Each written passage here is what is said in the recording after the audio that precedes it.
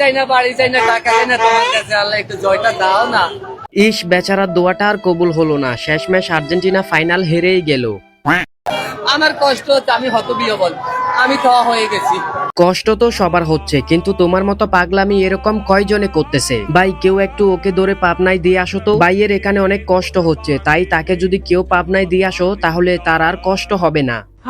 হেলে গেছি ভাই, ভাই আমি হেলে গেছি ভাই, ভাই আমি হেলে গেছি ভাই, ভাই আমি হেলে গেছি ভাই। যত ধরনের পাগল আছে সব কি এই বাংলাদেশে? আর্জেন্টিনার পক্ষ হয়ে যারা খেলেছে তারাও তো এরকম পাগলামো করতেছে না হারার পরে, যতটা পাগলামো এই বাংলাদেশের মানুষগুলা করতেছে।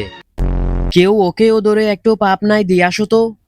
এবছর আমাদের মেসিদের শেষ বিশ্বকাপ, আমাদের মেসি আর কোনোদিন মাঠে নামবে না, আমরা আর মেসিকে মাঠে দেখতে পাবো না। উফ বাবা, কি কষ্ট! এরা এত কষ্ট নিয়ে ঘুমায় কিভাবে? এত সময় কেটে গেল, তারপরে একটা গোলও দিতে পারলো না। হ্যাঁ, আমিও তো তাই বলি, এত সময় কেটে যাওয়ার পরেও কেন আর্জেন্টিনা একটা গোল করতে পারলো না? বাদ দাও মামুনি, আর কান্নাকাটি করিও না, পরের বিশ্বকাপ আর্জেন্টিনাই নিয়ে যাবে।